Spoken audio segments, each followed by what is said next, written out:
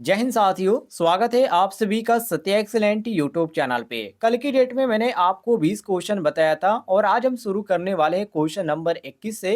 तो इससे पहले की वीडियो आपने नहीं देखा है तो इस वीडियो के डिस्क्रिप्शन बॉक्स में आपको लिंक मिल जाएगा, वहां से भी इससे पहले की वीडियो आप देख सकते हैं। तो चलिए क्वेश्चन स्टार्ट करते हैं। और ये क्वेश्चन IIT सेकेंड ईयर के छात्रों के लिए, इलेक्ट्रीशियन ट्रेड से जो छात्र ITI करें उनके लिए मोस्ट इंपॉर्टेंट क्वेश्चन में पूछा जा रहा है कि यदि डीसी मोटर के विरोधी विद्युत वाहक बल को दोगुना तथा इसकी गति को भी दोगुना करने पर मशीन में उत्पन्न बलागुण होगा।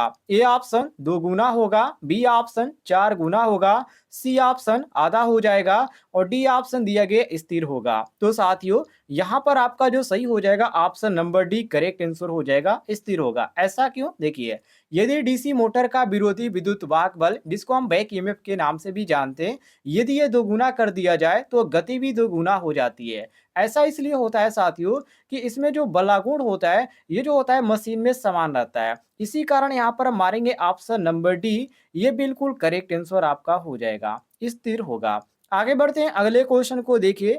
अगला क्वेश्चन इसमें पूछा जा रहा है कि निम्न में से कौन सी मोटर का उपयोग परिचालक अर्थात ड्राइव के रूप में किया जा सकता है। जैसे कि यहाँ पर ए ऑप्शन बहुत सारे दिए गए, डीसी श्रेणी motor, DC shunt motor, slip ring motor, और यहाँ पर आपका दिया गया पिंजर मोटर। और यहाँ पर आपका क्वेश्चन में और भी आगे कहा जा रहा है, यदि भार में अत्यधिक परिवर्तन हो और हैवी ड्यूटी क्रेन चलानी हो उस समय। तो देखिए, यदि यहाँ पर क्रेन की बात कर रहा है और यहाँ पर हैवी ड्यूटी क्रेन की बात कर रहा है, तो इसके लिए हम जो प्रयोग करेंगे वो आपका होता है एक ही, जिसको बोला जाता है डीसी श्रेणी मोटर। कौन सा मोटर? डीसी श्रेणी मोटर। तो साथियों ध्यान रखिएगा, परिचालक मतलब कि ड्राइव के रूप में हम डीसी सीरीज मोटर का ही उपयोग करते हैं। ये ऑप्शन हमारा क्वेश्चन के अनुसार करेक्ट आंसर हो जाएगा।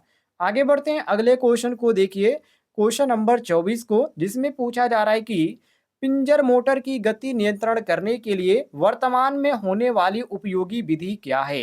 ए ऑप्शन स्रोत वोल्टता में परिवर्तन, बी ऑप्शन रोटर परिपथ में ईएमएफ देना, सी ऑप्शन स्टेटर में ध्रुव बदलना, डी ऑप्शन स्रोत आवृत्ति में परिवर्तन। तो साथियों, पिंजर मोटर, जिसको अंग्रेजी में स्क्वायरल मोटर बोला जाता है, और इसकी जो गति होती है नियंत्रण करने के लिए वर्तमान में होने वाली जो उपयोगी विधि होती है, जो स्रोत आवृत्ति होती है, उसमें परिवर्तित होता है। तो यहाँ पर आपका जो सही दिया गया स्रोत आवृत्ति में परिवर्तन, ये आपका ऑप्शन नंबर डी, ये बिल्कुल करेक्ट आंसर हो जाता है क्वेश्चन के अनुसार, मिला लीजिएगा। आगे बढ़ते हैं, अगले क्वेश्चन को देखिए।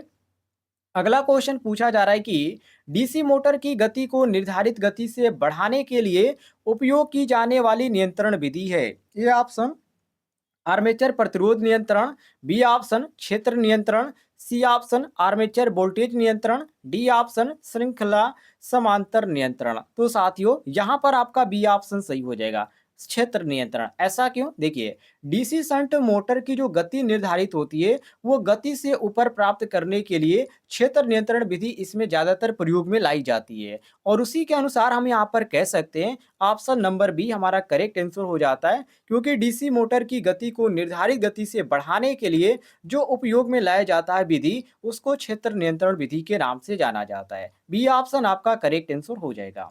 आगे बढ़ते हैं, अगले क्वेश्चन को देखिए, क्वेश्चन नंबर 26 को, जिसमें पूछा जा रहा है कि सामान्य चलने की स्थिति के दौरान एक डीसी शंट मोटर द्वारा तैयार आर्मेचर द्वारा दिया जाता है। मतलब यहाँ पर जो सूत्र होता है आर्मेचर धारा का, वो आपका यहाँ पर सूत्र कौन सा होता है, ये आपको बताना है। तो देखिए, इसमें जो आपका सही हो जाएगा option number B correct answer हो जाएगा, V minus E B upon R A. क्योंकि आप इसको यहाँ पर निकालेंगे तो यहाँ पर आपका आई ए का जो सूत्र क्रिएट होता है, आई ए बराबर भी माइनस ई बी, ये आपका हो जाता है, और बटे में आपका हो जाता है आर ए। ठीक है, और इसको आप निकालना चाहे तो ऐसे सूत्र से भी आप निकाल सकते हैं। इसका जो सूत्र होता है साथियों, उसके अनुसार कि आई ए बराबर V minus E B upon R A, ऐसे भी आप कर सकते हैं, ये भी आपका सही है। तो यहाँ पर आई एस एच और आर एस एच आप निकालेंगे तो भी बराबर आपका E B plus I A R A हो जाएगा। तो यहाँ पर आप इसको भी को इधर लेके आएंगे तो भी माइनस ई बी बराबर आई ए इंटू आर ए हो जाएगा। तो आई ए बराबर V minus R A, I A बराबर V minus E B upon R A हो जाएगा। तो इस तरह आपका जो सही हो जाता है ऑप्शन नंबर बी, ये बिल्कुल करेक्ट आंसर हो जाता है। आगे बढ़ते हैं, अगले क्वेश्चन को देखिए। अगला क्वेश्चन आपके सामने, जिसमें पूछा जा रहा है कि डीसी श्रृंखला मोटर में टीडीबीएस आईए की विशेषता है। वेरी वेरी इंपॉर्टेंट क्वेश्चन है ये आपका। देखिए, एक डीसी श्रृंखला मोटर में जो टीडी है और जो आईए होता है, ये अभिलक्षण होता है और बिना भार से कुछ भार तक जो परवलय होता है और फिर बाद में जो सरल रेखाएं हो जाती है, ये इसी के कारण होती है। तो इसको बोला जाता है बिना भार से कुछ भार तक परवलयाकार, उसके पश्चात सीधी रेखा। ऑप्शन नंबर डी हमारा बिल्कुल करेक्ट आंसर हो जाता है। इसकी ये विशेष विशेषता होती है, इसको ध्यान रखिएगा। अगले क्वेश्चन की ओर बढ़ते हैं।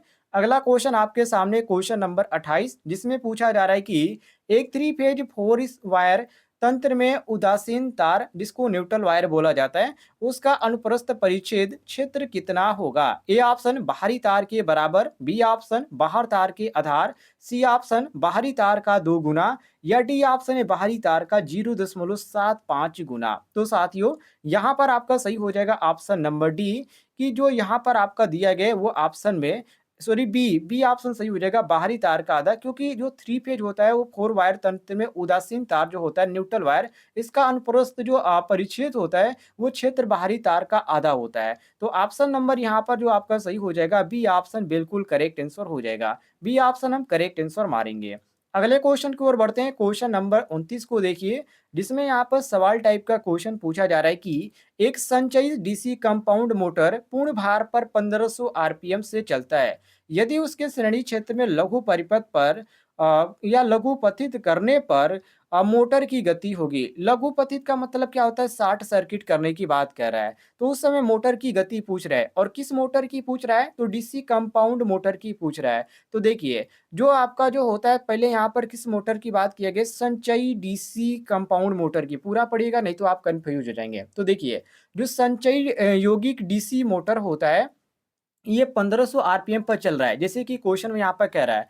तो उसके श्रेणी क्षेत्र में क्या कह रहा है कि लघु प्रतीत, मतलब कि 60 सर्किट कर दिया जाए, तो मोटर की गति क्या हो जाएगी? उस समय बढ़ जाएगी। देखिए, इसलिए यहाँ पर बढ़ जाएगी क्योंकि संचय यौगिक मोटर होता है, उसमें संट क्षेत्र और जो श्रेणी होता है, दोनों का इसमें फ्लक्स जुड़ता है। तो हम कह सकते हैं साथियों कि जो इसमें आपका फ्लक्स जुड़ता है, तो इसमें मोटर जो होते हैं वो चलती है। लेकिन श्रेणी क्षेत्र में क्या होता है? श्रेणी क्षेत्र में लघु पतित होने पर परिणामी जो फ्लक्स होता है, ये मोटर में कम हो जाता है, तो जिससे मोटर की जो गति हो जाती है वो बढ़ जाती है। तो हम यहाँ पर सी ऑप्शन बिल्कुल करेक्ट आंसर मारेंगे कि बढ़ जाएगा। सी ऑप्शन हमारा क्वेश्चन के अनुसार करेक्ट आंसर हो जाएगा।